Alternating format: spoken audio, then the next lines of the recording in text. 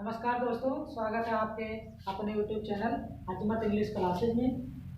दोस्तों, आज हम बताने वाले हैं सेंटेंस के बारे में। और इसके पहले हमने वीडियो में बताया था कि जो अक्षर हैं वह किसी भाषा के निर्माण में सहायक होते हैं। सबसे छोटी इकाई है भाषा की, और उसके जुड़ने से कई जब इकट्ठा लेटर जुड़ते हैं, अक्षर जुड़ते हैं, तो एक शब्द का निर्माण होता है।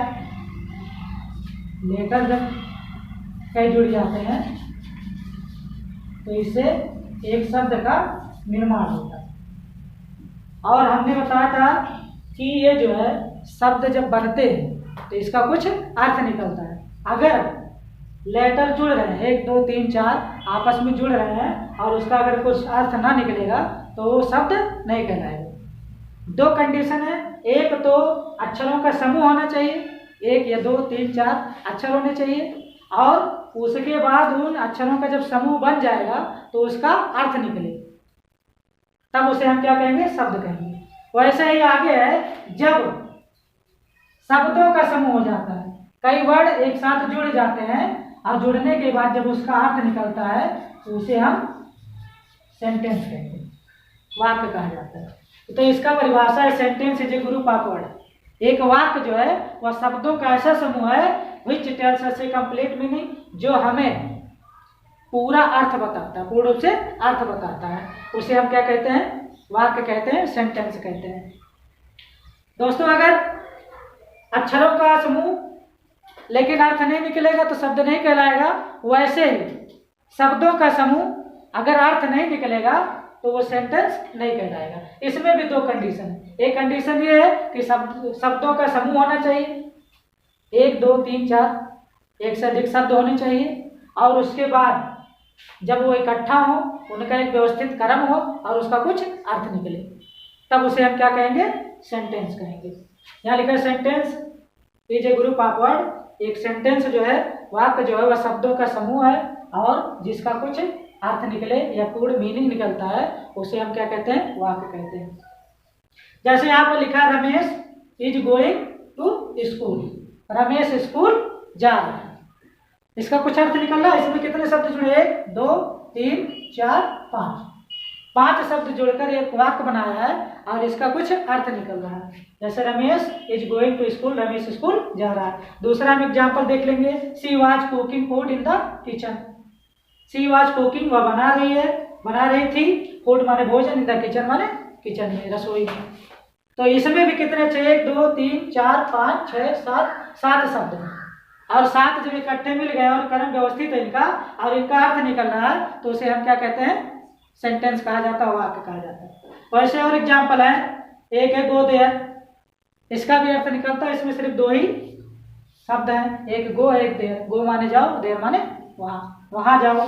वैसे मे यू लिव लॉन्ग, भगवान करे आपकी उम्र लंबी हो, आप दीर्घायु हो रहा, बड़े खुशी की बात है, वी वॉन द मैच, हम मैच जीत गए। तो इस तरह से जो शब्दों का एक जाल बनता है, एक समूह बनता है, एक ग्रुप बनता है, इकट्ठा हो जाते हैं कई शब्द और व्यवस्थित क्रम में, जब उसका कुछ अर्थ निकलता है तो उसे हम क्या कहते हैं? सेंटेंस कहते हैं, वाक्य कहते हैं। और ये कितने प्रकार के होते हैं? कुल मिला जुला के 5 प्रकार के होते हैं। कितने प्रकार के? 5।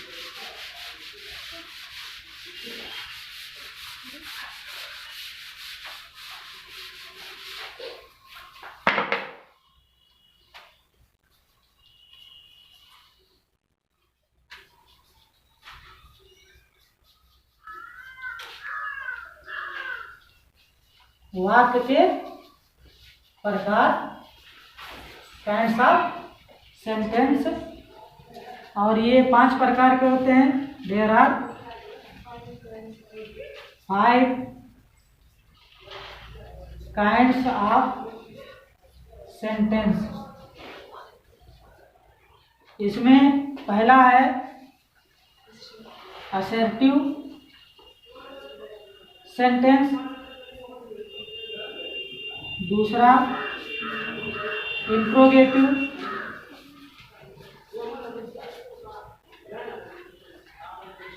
सेंटेंस,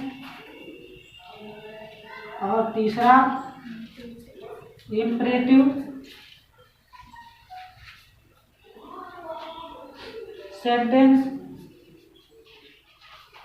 और चौथा ऑब्जेक्टिव सेंटेंस और पांचवा एक्सक्लेमेटरी।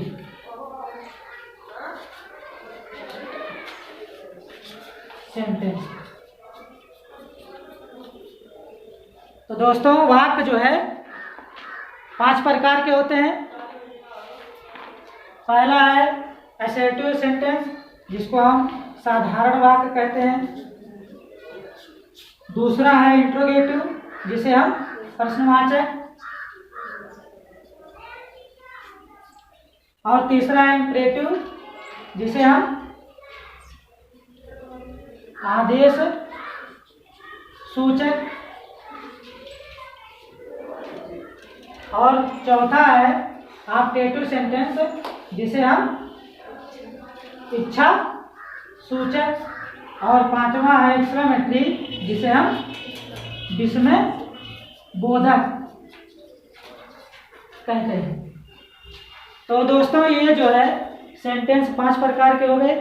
एक जो है असर्टिव सेंटेंस, जिसको हम साधारण वाक्य कहते हैं। दूसरा इंट्रोगेटिव सेंटेंस, जिसे हम प्रश्नवाचक कहते हैं। और तीसरा है इंपरेटिव सेंटेंस, जिसे हम आदेश सूचक कहते हैं। और चौथा ऑब्जेक्टिव सेंटेंस, जिसे हम इच्छा सूचक कहते हैं। और पांचवा एक्सक्लेमेटरी सेंटेंस, जिसको हम विस्मय बोधक कहते हैं। तो दोस्तों वीडियो अच्छी लगी हो तो शेयर करिए और कमेंट करिए और चैनल को सब्सक्राइब करिए। और अगले वीडियो में हम एक एक करके जो है वाक्यों को डिटेल से बताने के लिए हाजिर होंगे फिर।